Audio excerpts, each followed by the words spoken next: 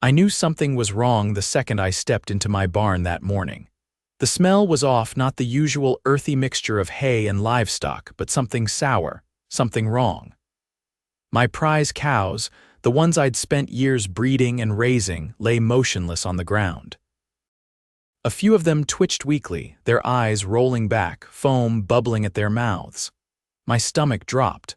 I rushed to my biggest heifer, Daisy, and pressed my hand to her side. She was still breathing barely. Panic surged through me as I grabbed my phone and called the vet. "I don't know what happened," I said, my voice tight with panic. "They're sick, all of them." Dr. Harris arrived within 20 minutes. His face turned grim as he examined the cows. After testing the water trough and some of the feed, he stood up, wiping his hands on his jeans. "This wasn't natural," he said. "They've been poisoned." My hands clenched into fists. Who would do something like this? Then I already knew. Karren Whitmore, the HOA president from hell, she'd been harassing me ever since she got elected. She hated that I refused to join the HOA, hated that my land bordered her pristine, perfectly controlled neighborhood. She'd sent complaints, tried to intimidate me, even threatened legal action to force my farm under HOA control. And now my cows were dying. I stormed across my property straight to her ridiculous white picket-fenced house. She was outside, trimming her perfectly manicured roses like she didn't have a care in the world. The second she saw me coming, she put on that sickly sweet smile, the one that barely hid her smugness. "Ah, Richard," she said, voice dripping with fake politeness. "What a surprise. What can I do for you?" I didn't bother with niceties. "You poisoned my cows," she gasped, pressing a hand to her chest like I'd just accused her of murder. "Richard, that is a serious accusation." "I would never." "Cut the act, Karren." My voice was low and dangerous. "You've been trying to get rid of me and my farm for years. You think I don't know you've been complaining to the county about agricultural hazards and unsightly livestock?" She sniffed, crossing her arms. "Your farm is an eyesore. This community has standards, Richard, and your animals don't belong here. Maybe if you'd just agreed to join the HOA, we could have worked something out." There it was. I took a step closer. "You poisoned my cows." "I did no such thing," she said, her voice just a little too smooth. "Maybe they ate something they shouldn't have. Farms can be so unpredictable, can't they?" Rage boiled beneath my skin, but I forced myself to stay calm. Losing my temper wouldn't fix this. But I wasn't letting this go. I turned on my heel and walked away. She thought she'd won. Thought I was just going to accept this and move on. Karren had no idea who she was messing with. Because what she didn't know, what she couldn't possibly have predicted, was that I had just finalized a deal. A deal that would turn her world upside down. I had just bought the land her pristine little HOA sat on, including her house, and she was about to find out exactly what that meant.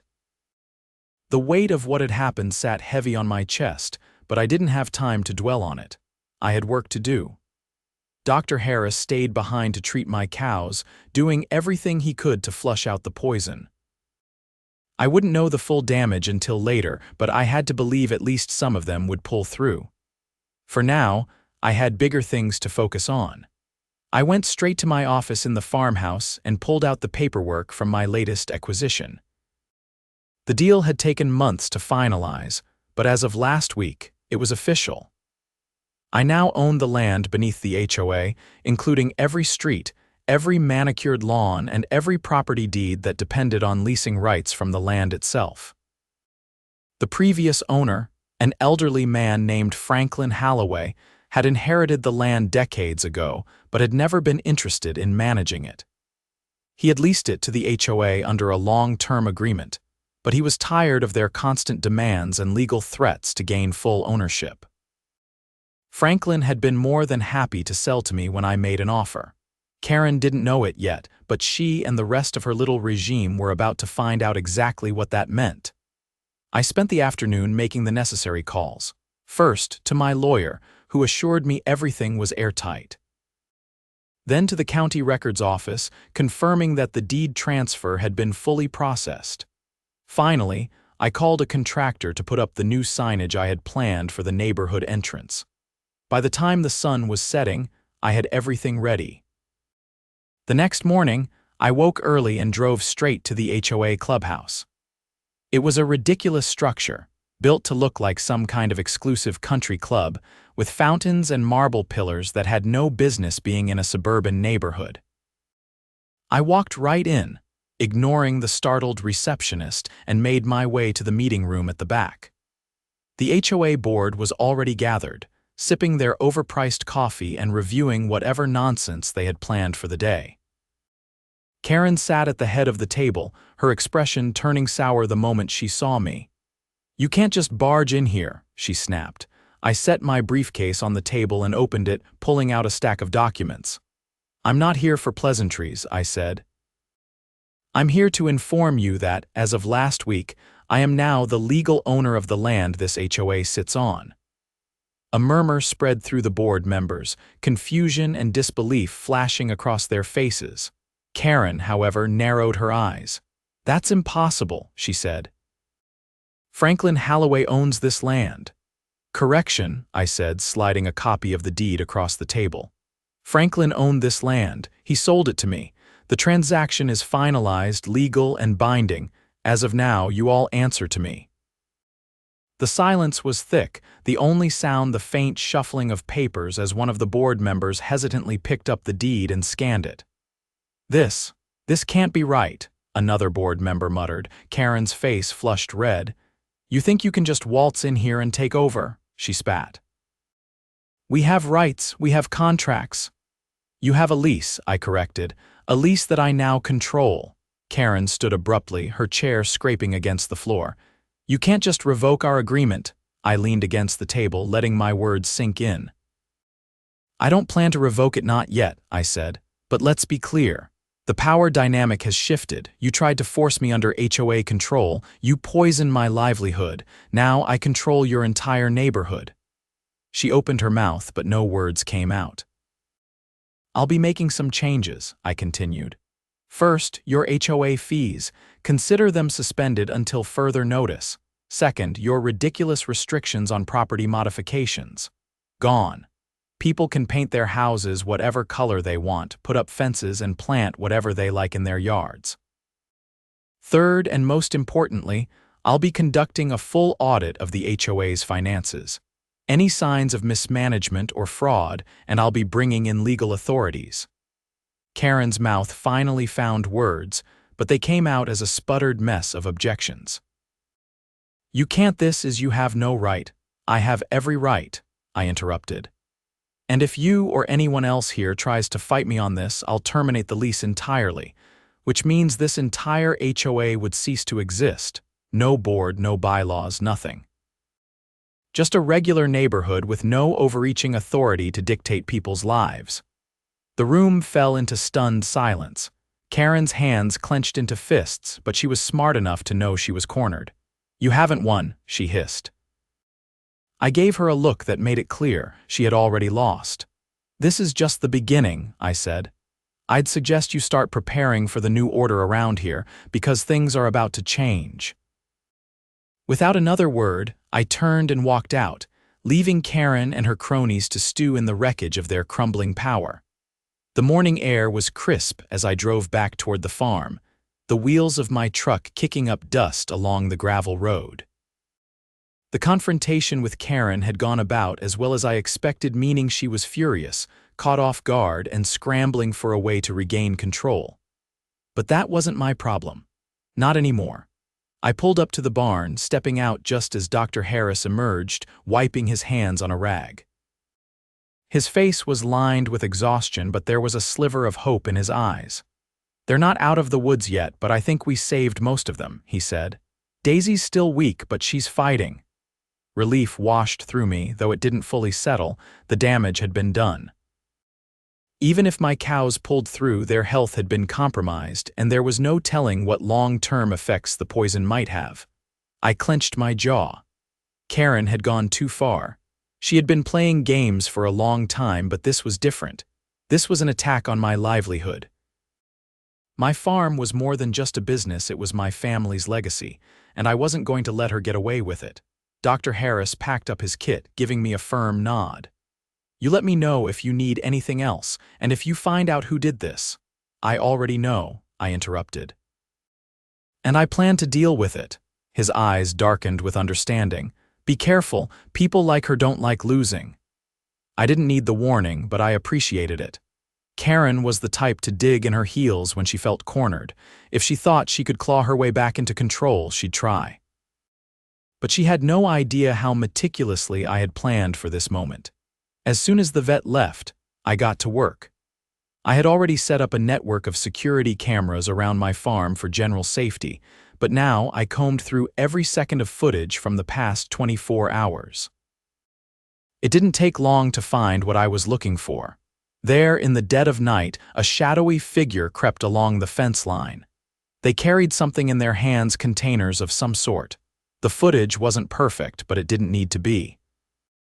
The way the figure moved, the shape of their silhouette, even the slight hesitation before they dumped the contents into my cattle's water trough, it all screamed Karren. She had been careful, but not careful enough.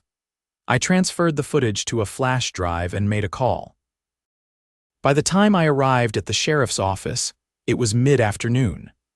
Sheriff Colton had been a friend of my father's, a no-nonsense man who didn't put up with petty neighborhood drama. He raised an eyebrow when I walked in, but when I handed him the flash drive and explained what had happened, his expression darkened. "This is serious," he said. "Poisoning livestock carries hefty penalties. You sure you want to go through with this?" I didn't hesitate. "Absolutely." He nodded and slid the flash drive into his computer. As the footage played, his jaw tightened. "This is enough to get a warrant," he said. "She might try to deny it, but with this evidence, she won't have much ground to stand on." Good. I left the station feeling lighter, but I wasn't done yet. Karren had made my life hell for years, and now she was about to learn what it felt like to be on the receiving end. By the time the evening HOA meeting rolled around, the entire neighborhood was buzzing. Word had spread fast that something big was going down, though most people didn't know the details yet. I arrived early, taking my time as I walked into the meeting hall. The board members were already seated, looking uneasy. Karren was there too, sitting stiffly in her chair, her face carefully blank. I didn't bother sitting. Instead, I walked straight to the front of the room and cleared my throat. The murmuring crowd fell silent. "I won't waste your time," I began. "As most of you know, I now own the land this HOA sits on. That means things are changing." A ripple of whispers spread through the room. Some people looked hopeful, others wary. I continued, my voice steady. "For years, this HOA has functioned as a tool of control rather than a community service. That stops today. Effective immediately, HOA fees are suspended until a full audit of financial records is completed." Gasps echoed around the room. A few people even clapped. Karren's lips pressed into a thin line, but before she could interrupt, I pressed on. "Furthermore, any fines issued in the past 6 months will be reviewed. If they were unfair or fabricated, they will be revoked.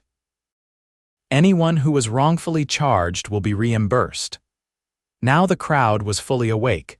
People exchanged excited glances and a few voices cheered in approval. Karren stood abruptly, her chair scraping against the floor. "You can't just come in here and dismantle everything we've built." I met her gaze, cold and unyielding. "You mean everything you've controlled?" She scoffed, crossing her arms. "This is ridiculous. You don't have the authority to make these decisions." I took a step closer, lowering my voice just enough that only she could hear. "Actually, I do, and I have something else you should know." I pulled out my phone, scrolling to the footage of her sneaking onto my farm. I let it play, watching her face pale as she realized what I had. "You poisoned my cows," I said, "and now the sheriff is involved." For the first time, true fear flickered in her eyes. She opened her mouth, but no words came out. I turned back to the crowd, raising my voice. "As of tonight, this HOA is under new management. Things are changing, and for the first time in years, they're changing for the better." Cheers erupted around the room. Karren sank back into her chair, silent and defeated. She had played her final hand, and she had lost. The tension in the meeting hall didn't fade, even after the cheers and murmurs settled. Karren sat rigidly, her eyes darting between the board members, searching for an ally, but they weren't looking at her anymore. They were looking at me. At the man who now controlled the very ground beneath their homes. I let the weight of the moment settle before I spoke again. "There's one more thing," I said, my tone even. "The sheriff has already reviewed the evidence regarding the poisoning of my cattle. A formal investigation is underway." A hushed silence fell over the crowd. People exchanged glances, their curiosity turning into unease. The board members shifted in their seats, unsure where to look. Karren's hands curled into fists on the table. "This is absurd." "You have no proof." I pulled my phone from my pocket, lifting it just enough for her to see the paused footage. Her figure, unmistakable even in the dim security footage, hovered over the water trough. I didn't press play. I didn't have to.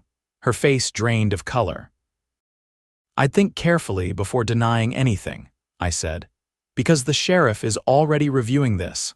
And considering the penalties for livestock poisoning, you might want to start thinking about your next move very carefully." She bolted up from her chair so fast it nearly tipped over. "You're bluffing." I met her glare, my expression unreadable. "Am I?" The moment stretched between us, thick with unspoken threats. Then, without another word, she turned sharply and stormed out of the hall. The doors slammed behind her, but the silence she left behind was deafening. The rest of the board members looked between each other, suddenly realizing that the foundation of their power had just crumbled. I let them sit in that realization for a moment before I turned back to the room. "Things are changing," I repeated. "And if anyone else has been involved in any shady dealings, now's the time to come forward, because I promise you I will find out." No one spoke. No one dared. Satisfied, I stepped back, letting the gathered homeowners absorb everything that had just happened. Some were whispering excitedly, others sat in stunned silence. But one thing was clear: Karren's reign was over. I left the meeting hall and walked out into the cool night air. My truck was parked down the street and I climbed into the driver's seat, gripping the steering wheel tightly. This wasn't over, not yet. Karren was cornered, but she wasn't the type to go down quietly. She would try to retaliate, and I was ready. By the next morning, word had spread through the entire neighborhood like wildfire. I didn't have to check social media or listen to phone calls to know that the residents were buzzing with speculation. I spent the early hours tending to my cattle, carefully monitoring Daisy and the others. Some were showing signs of recovery, but others were still weak. I wasn't going to rest until I knew they were all safe. Around mid-morning, a sleek black car pulled up outside my property. I wiped my hands on my jeans and stepped outside, watching as two men in dark suits stepped out. Lawyers. I already knew who had sent them. They approached with stiff postures, clearly expecting a fight. The taller of the two adjusted his tie before speaking. "We represent Karren Whitmore." I crossed my arms, waiting. "She has informed us that you have made defamatory accusations against her, and we are here to discuss a resolution before legal action is necessary." I let out a short breath through my nose. "Defamation," the shorter lawyer, a younger man who looked uncomfortable just standing here, cleared his throat. "Miss Whitmore insists she has done nothing wrong. She claims you are spreading false accusations with the intent of damaging her reputation." I studied them both for a moment, then reached into my pocket and pulled out the flash drive. "This contains footage of her trespassing on my land and poisoning my cattle," I said. "The sheriff already has a copy. If she wants to take this to court, I'll be more than happy to oblige." The taller lawyer hesitated, his professional mask faltering. The younger one swallowed hard. "You might want to advise your client to reconsider her position," I continued. "Because if she wants to play this game, I'll make sure she loses everything." The taller man exhaled sharply, clearly irritated. He exchanged a look with his colleague before tucking his briefcase back under his arm.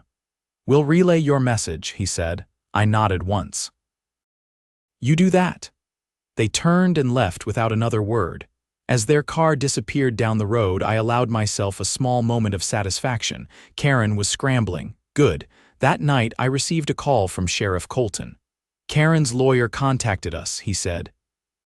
She's claiming this is all a misunderstanding. I shook my head, even though he couldn't see me. She's desperate. She is, he agreed, but we're moving forward. I just wanted to let you know that we'll be issuing a formal warrant for her arrest within the next 24 hours. It was the news I had been waiting for. Appreciate the update, I said. This kind of thing doesn't go unpunished, he added. You did good bringing this to us. I hung up, staring out at my property. The night was quiet, the stars stretching endlessly overhead. Tomorrow, everything would change, and by the time the sun set, Karren Whitmore would finally face the consequences of everything she had done. The next day started with an early knock at my door. Sheriff Colton stood on the porch, his stance firm but relaxed. The sun hadn't fully risen yet, casting long shadows over the farm. I stepped outside, shutting the door behind me, and crossed my arms as I met his gaze. It's done, he said. We issued the warrant this morning. I took a slow breath, letting the words settle. I had been expecting this, but hearing it confirmed was still something else. Did she resist? I asked. He exhaled through his nose, a hint of irritation flashing in his eyes. She tried. When we showed up, she put on the whole wronged woman act, claiming this was a personal attack. Said she was being persecuted by an angry farmer with a vendetta. I huffed, not surprised. She refused to come quietly at first, he continued. Her lawyer showed up, tried to argue we didn't have enough evidence. Didn't work, we took her in. I nodded, a weight lifting off my shoulders. What's next? She'll be processed and a court date will be set. Given the circumstances, she won't be walking away from this without consequences. His eyes narrowed slightly. But I wanted to warn you, she's still got friends on that HOA board. A couple of them were making noise about standing by her when we took her in. That didn't surprise me either. They can stand by her all they want, I said. It won't change what's coming. Colton gave a short nod. Just keep your guard up. She might be out of play for now, but people like her don't go down without a fight, even from a jail cell. I watched as he turned and walked back to his cruiser. The engine rumbled to life, and moments later he was gone. I stood on the porch for a long moment, watching the horizon. The morning was quiet, the kind of quiet I hadn't felt in a long time. Karren was finally facing the consequences of her actions, but I wasn't done yet. I had one more move to make. By midday, I was in the HOA's main office, standing in front of the remaining board members. The tension in the room was thick, the air heavy with uncertainty. Without Karren, they looked lost. One of them, a man in his 50s with graying hair and a stiff posture, cleared his throat. This meeting was unexpected. I set a thick folder on the table. I'm here to finalize the changes I announced yesterday. A woman near the end of the table shifted uncomfortably. Karren was the HOA president. We should wait until she's not coming back, I interrupted. Whatever happens with her case, she won't be running this HOA again. A murmur passed through the group. They knew I was right. I flipped open the folder, pulling out the first document. Effective immediately, the financial audit will begin. I've hired an independent firm to go through every record from the last 5 years. If there's been any misuse of funds, we'll find it. Another board member, a man with sharp features and a nervous expression, leaned forward. And if there has been, then whoever was responsible will answer for it, I said, legally. Several of them glanced at each other. I could see the worry creeping into their expressions. I pulled out another document. Additionally, we're restructuring the board. No more closed-door votes, no more decisions made without the input of the homeowners. From now on, every major decision will require a full community vote. The graying man frowned. You're dismantling the system. I'm fixing it, I corrected. This HOA has been run like a dictatorship for too long. That ends now. Silence stretched across the room. They weren't happy, but they weren't in a position to argue. I leaned back slightly. You have 2 options. You can work with me to clean up this mess, or you can step down. The woman at the end of the table hesitated before sighing. "I think we all know there's no fighting this." One by one, reluctant nods followed. Good. The next few days were a whirlwind. The audit team started combing through the records, and it didn't take long for the cracks to show. There were discrepancies in the HOA's financial reports, fees unaccounted for, and suspicious payments made to consulting firms that didn't seem to exist. Karren had been lining her pockets. The residents were furious when the news broke. People who had been fined for minor infractions, forced to comply with ridiculous rules, suddenly realized they had been funding Karren's little empire. I stood at the front of another packed community meeting, watching the outrage build. A man in the crowd, arms crossed tightly, shook his head. "So all those fees, all that money we paid over the years, it was a scam?" I nodded. "Looks that way." A woman near the front scoffed, "And we just let it happen." "You didn't have a choice," I said simply. "The system was designed to keep you powerless." A few people muttered angrily, the realization settling in. "But that's over now," I continued. "Every homeowner here will be reimbursed for any unjust fines. The money Karren stole will be recovered, and the HOA will be restructured to make sure nothing like this can happen again."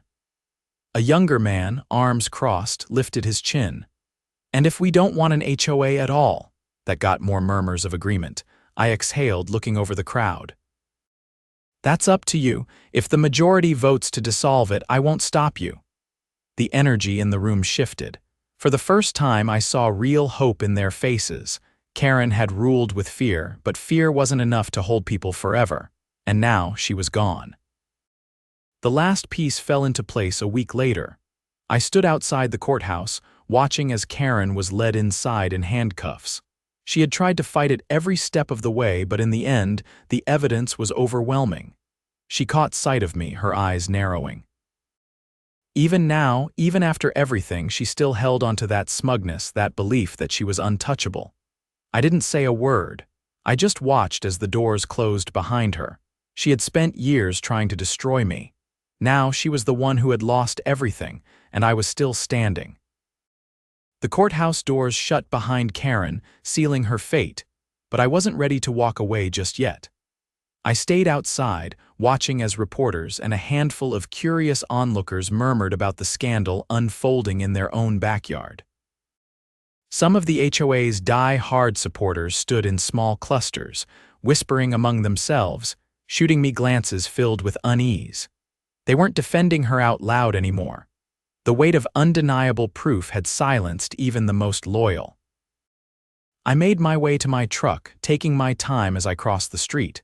The air felt lighter, the tension that had followed me for years finally lifting, but there was still work to be done. As I slid into the driver's seat, my phone buzzed. I glanced down to see a message from the independent auditors. They had finished their deep dive into the HOA's financials, and the results were even worse than expected. Karren hadn't just been pocketing money through fake consulting fees, she had siphoned off a staggering amount into private accounts, rerouted maintenance funds into personal luxury expenses, and even forged signatures to issue bogus fines. Worse, some of the board members had turned a blind eye, benefiting from the corruption in smaller ways. I made a call on my way back to the neighborhood, setting up the final meeting that would drive the last nail into the coffin of Karren's empire. By the time I arrived at the HOA clubhouse, the atmosphere had changed from uncertainty to outright dread. The remaining board members sat stiffly, waiting like prisoners about to hear their verdicts. Homeowners packed the space, some standing along the walls, eyes sharp with suspicion. I placed the audit report on the table at the front of the room and let the weight of it speak for itself. The silence stretched, the tension palpable. The woman who had hesitated in the last meeting finally spoke, her voice quiet but firm. "How bad is it?" I flipped open the report, scanning the pages. "Bad enough that legal action will be taken against more than just Karren." The graying man beside her stiffened. "What do you mean?" I turned a page, reading aloud. Several board members approved fraudulent maintenance invoices, knowing the money wasn't going to actual repairs. Some of you signed off on fines that had no legal basis. There were even cases where residents were charged twice for the same supposed infractions, with the extra money disappearing into private accounts. The younger man who had been nervous before looked like he wanted to sink into his chair. He swallowed hard. I didn't know she was doing all of that. I met his gaze, unyielding. You knew enough. You saw the discrepancies. You just didn't ask questions. His face paled, but he didn't argue. I continued, my voice steady. The homeowners here have been paying into a system designed to exploit them. That system is over. Effective immediately, the HOA in its current form is dissolved.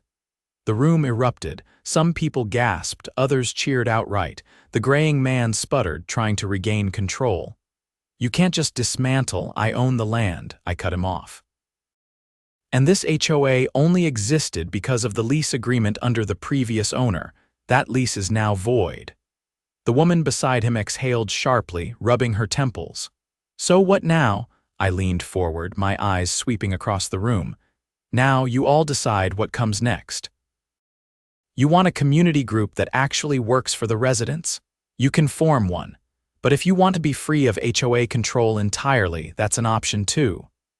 A man near the back, one of the homeowners who had been fined dozens of times under Karren's rule, raised his voice. So we get to vote on everything now? I nodded. From this point forward, no one has unchecked power over this neighborhood. No more ridiculous fines, no more financial exploitation. If the majority votes to dissolve the HOA entirely, then it's gone.